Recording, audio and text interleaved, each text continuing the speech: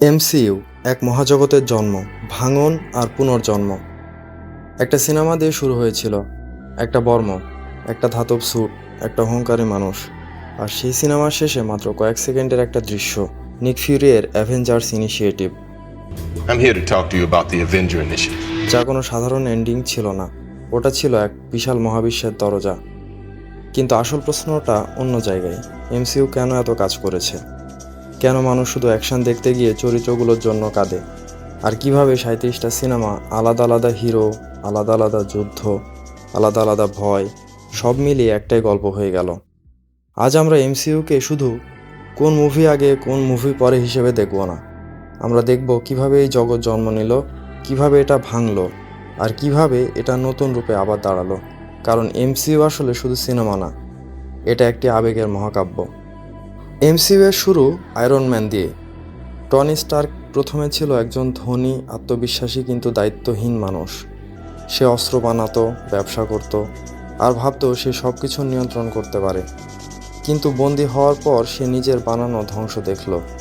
সেখান থেকে জন্ম নেয় আয়রন ম্যান, এমন এক নায়ক যে বুঝতে শেখে শক্তি মানে শুধু ক্ষমতা না, শক্তি মানে দায়িত্ব। এখানে এমসিইউ একটা জিনিস পরিষ্কার করে দিল, এই জগতে নায়করা নিখুঁত হবে না। তারা ভুল করবে, ভাঙবে, তারপর বদলাবে।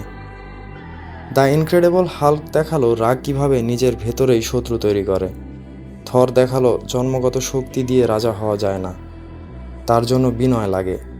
Captain America the first Avenger দেখালো নায়ক হওয়ার জন্য প্রথমে ভালো মানুষ হতে হয়। আর তারপর দ্য অ্যাভেঞ্জার্স, সে ঐতিহাসিক মুহূর্ত যেখানে এই বিচ্ছিন্ন মানুষগুলো একসাথে দাঁড়ালো, কারণ পৃথিবী একা কেউ বাঁচতে পারে না। এই প্রথম ফেজের সবচেয়ে বড় মেসেজ ছিল আলাদা আলাদা মানুষ মিলে বড় কিছু তৈরি করতে পারে। আর এমসিইউ এর আসল ম্যাজিক এখান থেকেই শুরু।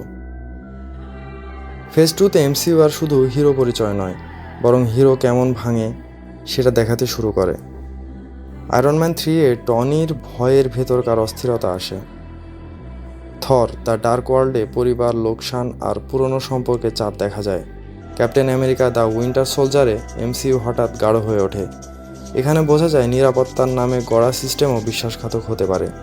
এই জায়গা থেকে এমসিইউ শুধু সুপারহিরো অ্যাডভেঞ্চার থাকে না, এটা হয়ে যায় ডিস্ট্রাস্ট, কন্ট্রোল অ্যান্ড কনসিকুয়েন্সের গল্প। স্টিভ রজার্স বুঝতে শেখে যে সিস্টেম সবসময় সঠিক নয়। টনি স্টার্ক বুঝতে শেখে যে নিজের ভয় থেকেই অনেক বিপদ জন্ম নিতে পারে। তারপর সে গার্ডিয়ান্স অফ দ্য গ্যালাক্সি, আর এমসিইউর টোন বদলে যায়। এখানে হিরোরা কেউই পারফেক্ট না। Star Lord, Gamora, Rocket, Drax, Groot, এরা প্রত্যেকেই ভাঙা, অস্বস্তিকর, হাস্যকর, কিন্তু একসাথে এরা ফ্যামিলি। এই সিনেমা এমসিইউকে বলল পরিবার শুধু ব্লাড লাইন না, ফ্যামিলি হলো যারা একসাথে লড়ে। এরপর এজ অফ আল্ট্রন দেখালো মানুষের সবচেয়ে বড় ভয় হলো নিজেরই তৈরি জিনিস। টনি মানুষ বাঁচাতে এআই বানাতে গিয়ে এমন এক বিপদ তৈরি করলো যা পৃথিবীর বিরুদ্ধে দাঁড়ালো। অ্যান্টম্যান আবার সেই মহাজাগতিক ক্যানভাসের মধ্যে এক ব্যক্তিগত ফাদার ডটার সেকেন্ড চান্স গল্প এনে দিল। ফেজ 2 এর গভীর মেসেজ ছিল মানুষ ভুল করে, আর সেই ভুলের প্রতিক্রিয়ায় ভবিষ্যৎ বদলে দেয়। ফেজ 3-এ এমসিইউ সবচেয়ে বড় ইমোশনাল ফ্র্যাকচারে ঢুকে পড়ে। ক্যাপ্টেন আমেরিকা সিভিল ওয়ারে অ্যাভেঞ্জার্সরা নিজেরাই দুই ভাগে ভাগ হয়ে যায়। টনি বলে নিয়ন্ত্রণ দরকার, স্টিভ বলে স্বাধীনতা দরকার। এটা শুধু সুপার হিরো ফাইট না, এটা আইডিওলজি ক্ল্যাশ। এই জায়গায় এমসিইউ এর গল্প আরও ম্যাচিওর হয়ে যায়, কারণ এখানে ভালো আর মন্দ একদম সাদা কালো না।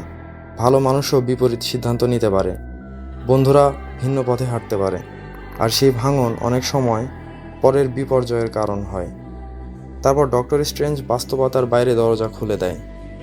গার্ডিয়ান্স ভলিউম 2 পরিবার ও উত্তরাধিকারের জটিলতা দেখায়। স্পাইডারম্যান হোমকামিংয়ে পিটার পার্কার শিখে যে হিরো হওয়া মানে শুধু স্যুট পরা নয়, বরং নিজের বয়স, ভুল আর দায়িত্ব মেনে নেওয়া। থর র্যাগনারক পুরো দেবত্ব ভেঙে দিয়ে থরকে একজন সত্যিকারের নেতা বানায়। ব্ল্যাক প্যান্থার এমসিইউকে সাংস্কৃতিক ও রাজনৈতিকভাবে আরও গভীর করে তোলে। ওয়াকান্ডা এখানে শুধু ফিকশনাল নেশন না, এটা identity, legacy, protection and responsibility এর প্রতীক। টি চাল্লা শেখায় শক্তিশালী হওয়া মানে দুনিয়া থেকে লুকিয়ে থাকা না, শক্তি ব্যবহার করে পৃথিবীকে ভালো করার সাহস। আর তারপর আসে সেই বিশাল ছায়া থ্যানোস। সে শুধু ভিলেন না, সে এক ভয়ঙ্কর ওয়ার্ল্ড ভিউ। সে মনে করে ব্যালেন্স আনতে ধ্বংস দরকার। সে নিজেকে হিরো ভাবলেও তার পদ্ধতি মানবতার বিরুদ্ধে। ইনফিনিটি ওয়ারে এমসিইউ প্রথমবার বড়ভাবে হেরে যায়, আর সেই হারই এই সাগাকে অমর করে তোলে। অ্যান্টম্যান অ্যান্ড দ্য ওয়াস্প একটু শ্বাস নেওয়ার সুযোগ দিলেও সব কিছু আসলে এন্ড গেমের দিকে এগোচ্ছিল। ক্যাপ্টেন মার্ভেল অতীতের এক শক্তিশালী গোপন অধ্যায় খুলে দেয়। তারপর অ্যাভেঞ্জার্স এন্ড গেম, যেখানে এমসিইউ তার সবচেয়ে বড় পে অফ দেয়। এই সিনেমায় আমরা শুধু যুদ্ধ দেখি না, আমরা দেখি শোক, আমরা দেখি হারানোর সময়, আমরা দেখি কিভাবে মানুষেরা পরাজয়কে বরণ করে, আর শেষে দেখি আত্মত্যাগ। টনি স্টার্কের স্ন্যাপ শুধু একটি মুহূর্ত না, এটা এমসিইউ এর হৃদয়। সে নিজের জীবন দিয়ে ইউনিভার্স বাঁচায়। স্টিভ রজার্স তার সময়কে ছেড়ে যায়। নাতাশা রোমানফ এমন এক ত্যাগ দেয় যা না থাকলে জেতাই যেত না। এখানে এমসিইউ যে মেসেজ দেয় সেটা হলো, সত্যিকারের নায়ক সেই যে নিজের শেষ শক্তিটুকুও অন্যদের জন্য দিয়ে দেয়। তারপর স্পাইডারম্যান ফার ফ্রম হোম দেখায় এন্ড গেমের পর পৃথিবী আর আগের মতো নেই।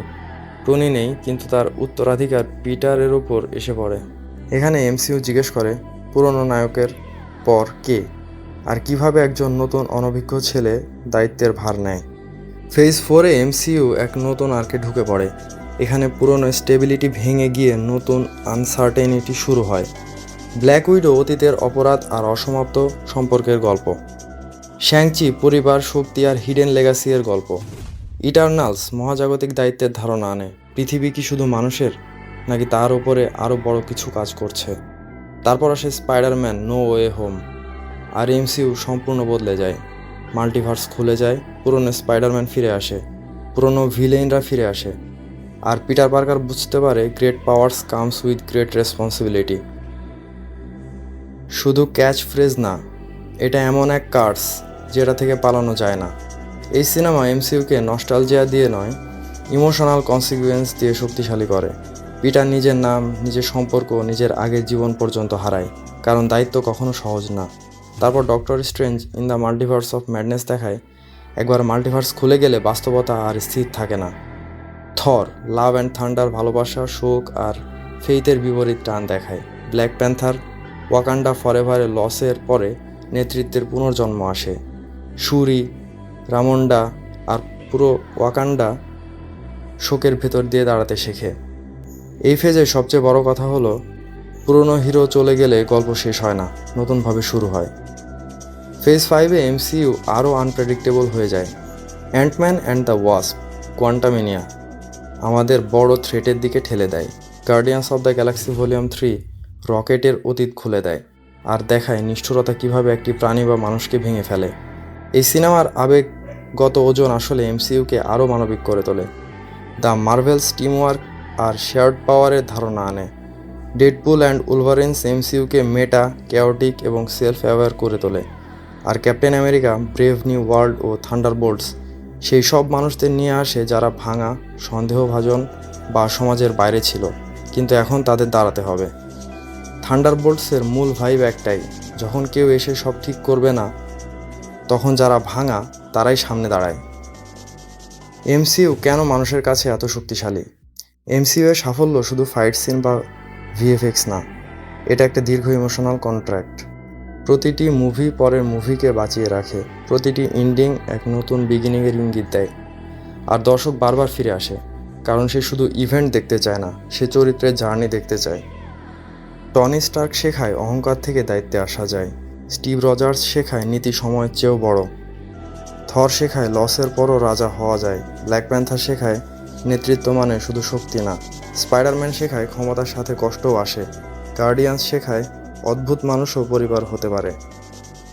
এই কারণে এমসিইউ অডিয়েন্স ধরে রাখে, কারণ দর্শক জানে এখানে শুধু অ্যাকশন নয়, এখানে মানুষ আছে। এমসিইউ শুরু হয়েছিল এক লোহার বর্ম দিয়ে, কিন্তু শেষ পর্যন্ত এটা হয়ে উঠেছে ভেঙে পড়া মানুষ, কঠিন সিদ্ধান্ত, হারিয়ে যাওয়া প্রিয়জন, নতুন নায়ক আর অসীম সম্ভাবনার গল্প। এটা এমন এক মহাবিশ্ব যেখানে প্রতিটি মুভি আগের মুভির ফল আর পরের মুভির বীজ, এবং সম্ভবত এটা এমসিইউ এর সবচেয়ে বড় জাদু। এখানে প্রতিটি এন্ডিং আসলে এক একটা বিগিনিং।